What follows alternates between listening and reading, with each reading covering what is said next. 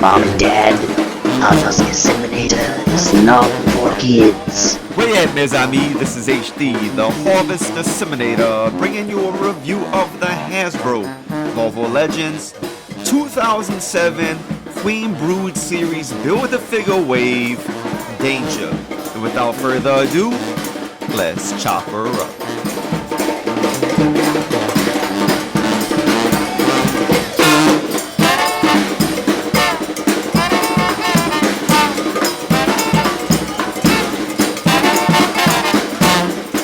So it is currently October 2020 when I'm recording this, and this figure is from 2007, so this is a bit of a throwback review. I'm hoping to review the whole wave. I bought the waves to get the Queen Brood Build-A-Figure.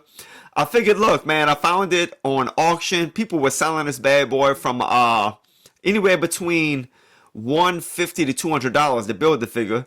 Then I saw this auction and folks were weighing in like at $86, man. So I did pay a little bit over $200 for it. But to me, it was worth it because, I mean, that was almost the price of the Build-A-Figure itself. So I got the whole wave new in the box, brand new. And so, yeah, let's take a look at this packaging right here, man. This is the old Marvel Legends packaging right here. And so you do have a kind of a board back here. And they got the bubble on the board, right? You have the you know, that Marvel Legends logo from that time. You have several artistic depictions of Danger from the comic books, as you can see right here. You do have a picture of the Brood Queen. Build-A-Figure, you got to collect 8 figures to get her, okay, including the wings. It says down there at the bottom. Great presentation of Danger there if you just wanted to keep her in the box. She looks really good. You have an artistic depiction up there. On the back of the box, y'all, you will get a product shot, and you will have a product shot of the rest of the figures in the wave that you need in order to build the Brood Queen. So in this wave, you get Marvel Girl, you get Cyclops, you get the X3 Colossus, so that's going to be a movie Colossus, all right, y'all? You get the Black Knight, you get a Hydra Soldier, you get Captain America, of course, Danger, and you get Bucky Barnes, all right? And it tells you what Build-A-Figure piece comes along. What I like about these older packages, excuse me, is that, I mean, you have a complete bio up here. Now, granted, I do like the newer packaging because it's in multiple languages, right? So it's a little bit more sensitive to that. But maybe Hasbro made different packaging at that time, depending on what country we went to. I'm not sure if it's to cut costs or whatnot. But man, I'm not even going to read this. But look, if y'all want to go ahead and pause, I'm going to try to get this as close as I can and try to focus it. If y'all wanted to pause, you can go ahead and do that and read up on this beautiful biography about Danger here. And I'll give you a little biography about her here on the review. You can see here at the bottom, in fact, it is a Hasbro figure. Of course, you have 20th Century Fox down there because you do have a movie figure here in the wave. Okay, so everything looks really good. You want a side view, you can see the bubble right there. It says Danger on the side, right there. And then you are going to get absolutely nothing over here on this side. So that's the figure, y'all. That's how she is looking. Looks real good in packaging. And so let's go ahead and get her out, y'all, and see exactly what these 2007 figures are all about. And here is Danger out of the box. And I gotta say, y'all, that I really dig this figure. When I bought this wave off of eBay, she was my most anticipated figure. So that's why I'm reviewing her first. And I gotta say, man, I'm not let down. So we have to take into account, as we're looking at this figure, that she was released in 2007. So some of the articulation is a little bit dated. Yet, man, as she spins around, look at what she has. She has double jointed elbows. So Hasbro was producing female figures. At least we can see with this one here, with double jointed elbows in 2007. Yeah, some of the articulation might have some limitations, but nonetheless, man, I really dig her. We'll get into the body sculpt, the paint job, the accessories, but first let us take a look at exactly who Danger is. Of course, most of y'all already knew that Danger is a sentient manifestation of the Danger Room. Yes, the Danger Room, where the X-Men train. Charles Xavier will infuse the Danger Room with Shi'ar technology, and this Shi'ar technology allows the Danger Room to develop emotions. Now, when Professor X first sensed this, he, of course, consulted the Shi'ar, and they reassured him that it was impossible for the Danger Room and their technology to create emotions, sentient behavior. Nonetheless, Charles Xavier, Professor X, sensed that it was developing it, and sure enough, it was. And so what's going to happen is the Danger Room studies every move of the X-Men. So she initially becomes like the most dangerous enemy because she knows to the T their fighting style. But what's going to happen is she's going to start to turn to the good. And we start to see this in Astonishing X-Men number 23. Of course, her first appearance was Astonishing X-Men number 3. Come issue 23, Emma Frost brokers a deal with her that she will deliver Professor X to her if she allies with the X-Men. So we know from that issue 23 that she's going to make a turn for the good. And so what's going to happen eventually, and we find this in X-Men Legacy issues 223 and 224, that when she does encounter Charles Xavier, Professor X explains to her that yes, he did understand that she was developing personhood, if you will, for lack of a better word. Yet he was afraid, he wasn't sure what to make of it. And so Danger actually accepts his argument. And yeah, man, she fully comes over to the X-Men. And of course, we know that in her earlier appearances, she partners with Gambit and Rogue. And even this shot that I have here is taken from a panel where they're fighting Ares, Rogue, Gambit, and Danger. So that's just a little bit about her background, y'all. She's a great character. She was also on that X Factor one with Gambit too, and they put that funny costume on him. Not Gambit's best days. I wasn't a big fan of that run either. That run at X Factor, kind of boring. But nonetheless, she appeared in it. So yes. Let us now take a look at her accessories. First things first, the first thing you're going to get here in terms of accessories, it's not an accessory, but it's still cool. You get a checklist, man. Marvel Legends Build-A-Figure checklist. And on the checklist, you can see here you have Annihilus, and it includes the figures that you need in order to build them, right? Looking at the X3 Beasts. Banshee, man, I want that Banshee. Hasbro really needs to remake Banshee. I think they will here soon. Blob, look at all the figures you needed to get Blob, man. Good lord. That's 1, 2, 3, 4, 5, 6, 7, 8, 9, 10, 11 figures in order to build them. That's real interesting right there. Maybe the variant, maybe it came with the same pieces. Same thing with Yellow Jacket. Perhaps that's the case. The Evil Phoenix variant, so maybe these are just variants, alright, that have the same piece in it, so that's a possibility, because I think that's the case here with Queen Brood, or the Brood Queen, Marvel Girl, and the Hydra Soldiers. They're variants, but they come with the same pieces, and then you have Nemesis over here, alright, Punisher, you got a camouflage variant, you got a variant of Black Bolt, variant of Daredevil, oh look at that Beast of Nova, so this is real cool, man, I like this, coming in 2008. Marvel Mighty Mugs and Marvel Legends Unleashed. Alright, man. Great little artwork right here. And on the other side, you get some product shots. So that is the Captain America in this wave, along with at least one of the Hydra soldiers. It seems like the variant has a different facial expression, alright, rather than including 2 head sculpts in the packaging. So that's that. And what's really cool with these old Build-A-Figures, you know, you get this with Terex as well, is you get this, yeah, man, this little guide on how to build her. So snap Queen Brood together as shown. Alright, and it shows you where to insert the wings, the head. There she is all built. So nothing on this side. So, you know, that's cool, man. It's not necessary, but it's cool to have, I guess. And I'll keep a copy of this, to say the least. Alright, so that comes in the packaging. And then the only other accessories, and the only accessories she comes with, are her wings. All right, these wings are really cool, man. Just taking a look at the wings, you could see that there are at least two different shades, if not three different shades of blue. All right, because I see this line of blue right here in the plastic. I see a shade of blue right here.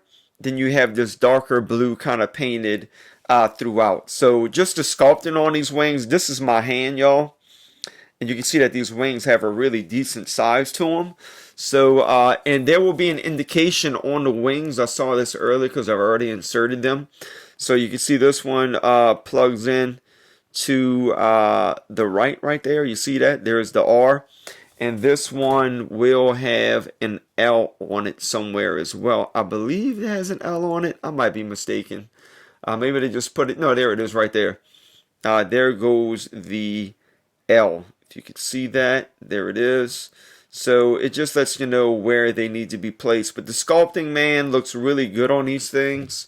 You can see that there is some detailing here. You can see kind of like these, I guess, wires, I would say, because she is a robot, wrapped around the stems of these wings right here. So yeah, man, it's just done really well. And just the fact that there's three color paints, maybe it's just a blue plastic with two different shades of blue on it, doesn't matter, man. It just looks real good. So those are the wings. Let me go ahead and plug them in and we'll take a look at her with the wings plugged in. And let me not forget, man, she comes with the wings from the Brood Queen. So here go the wings, and we're going to build her on the channel. If I don't get through all the figures, I'm at least going to give the Brood Queen a review. But I'm going to try to get through all of the entire wave, all right, y'all? So y'all can take a look at every figure in this wave, okay? I have them new in packaging. So it's just balls, and this is going to go right into the Brood Queen's back.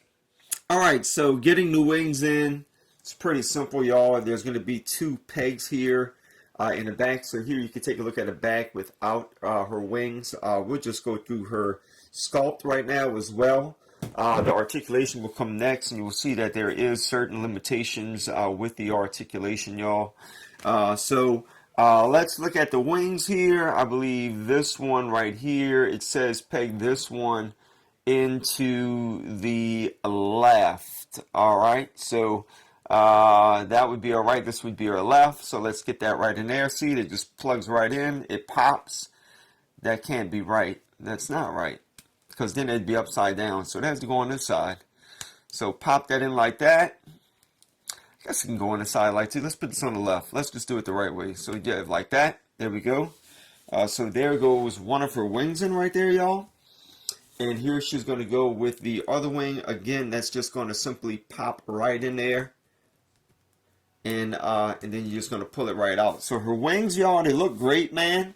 You can get some great poses with her with these wings if that's something you wanted to do.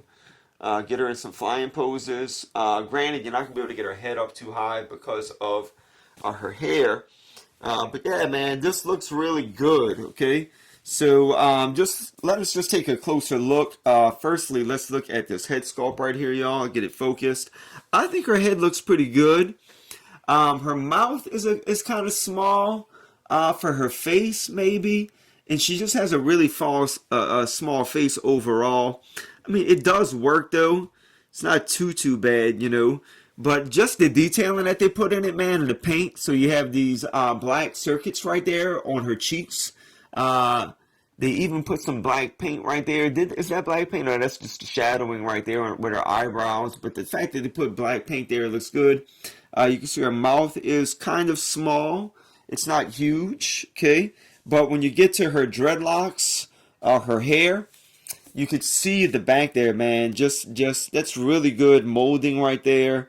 And there's different colorations. There's a lighter purple in her hair and a darker purple. I know that looks black, but that's actually purple, y'all. So that all looks really good right there. And then when you take a look at her sculpting in the front, she has this translucent plastic on her chest. I believe this is a solid plastic with just a darker gray right there painted. But this is all a translucent gray plastic that's within her chest right there. Great detailing in the arms. Again, you got the circuits with the black paint. Her shoulder pads look really decent right there. What else can we say here? She does have these hands. I believe that these cuffs may be separate from the hand. I'm not 100% sure. I think they are. I'm not pulling those hands off though, y'all. I just feel like they might break if I pull them off. They're kind of weird. We'll look at that when we look at the articulation. Nonetheless, you have these old ball joints right here for her legs.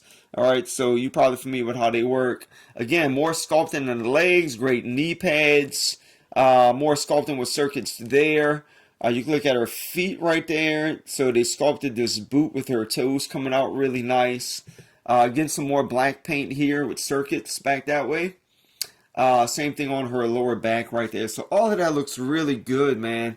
I don't believe that this body mold was reused, but I can't say because I'm not really familiar with these older Marvel Legends.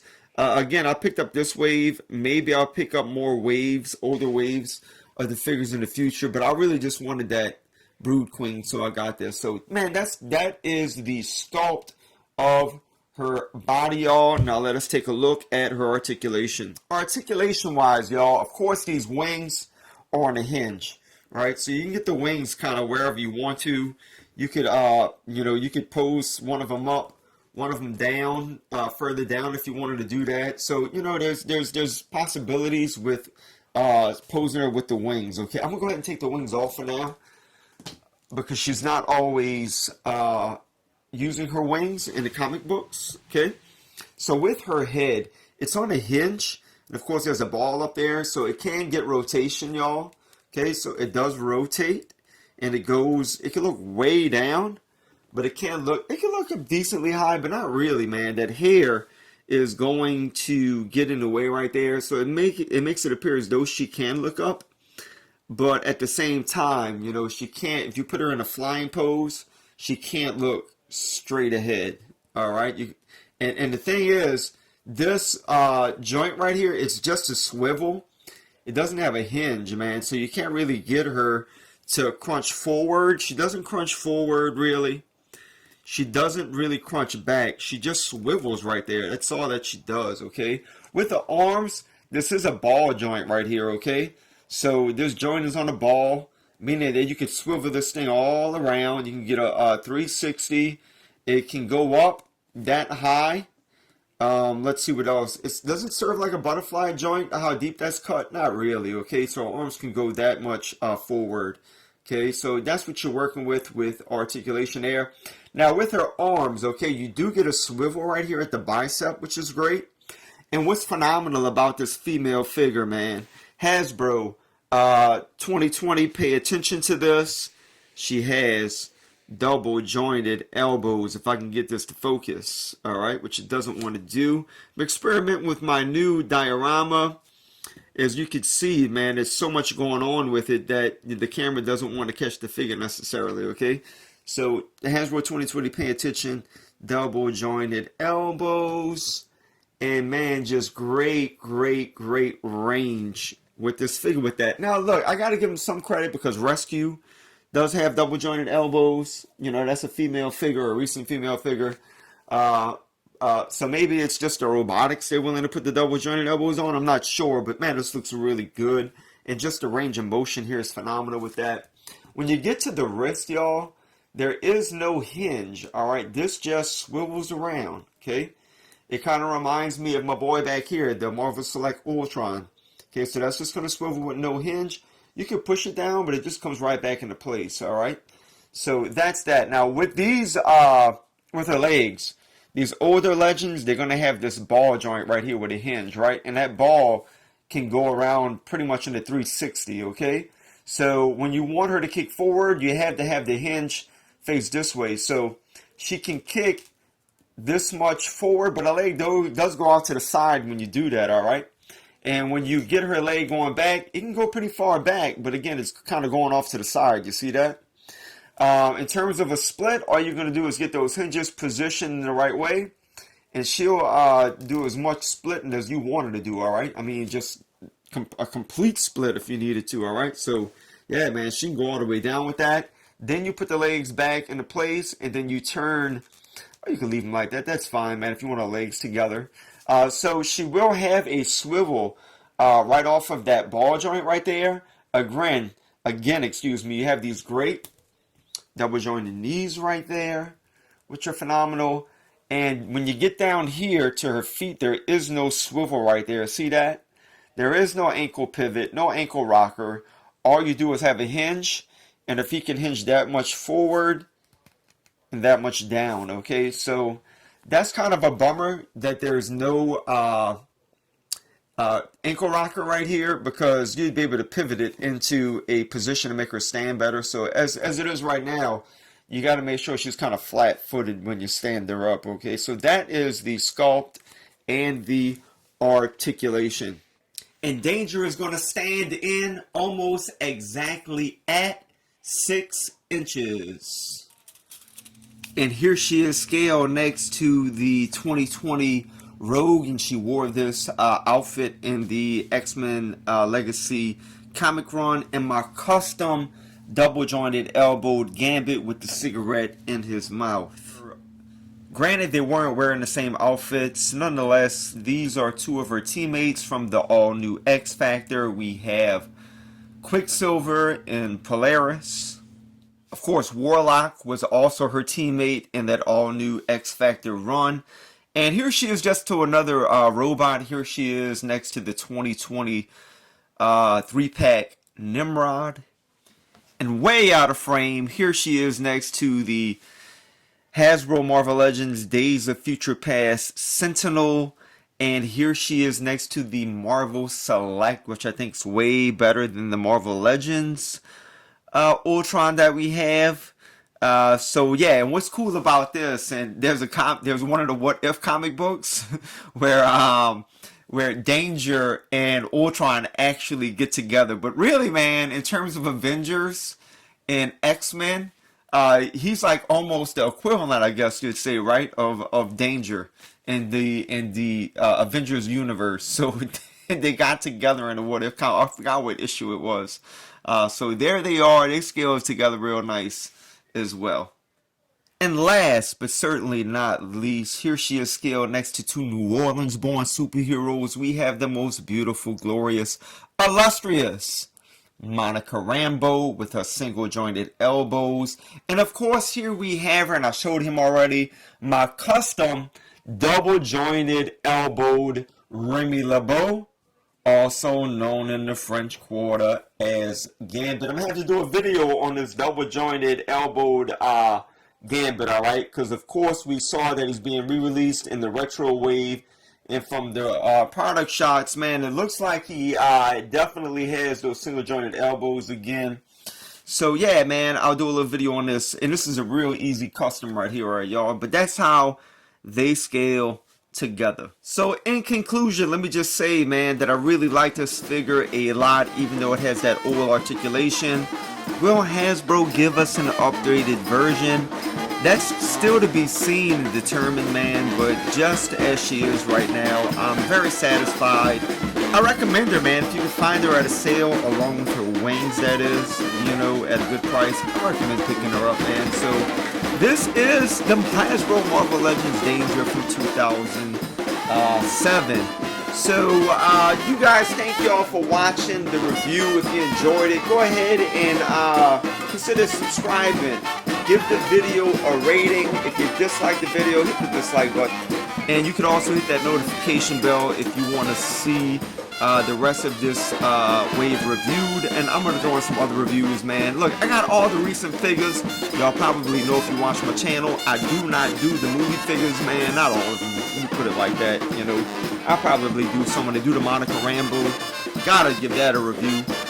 But you know, man, I've got the Punisher, I got the Rogue Pyro 2-pack, the Storm. I might review Storm and Thunderbird, alright? I haven't even taken them out the package yet, so that might be coming.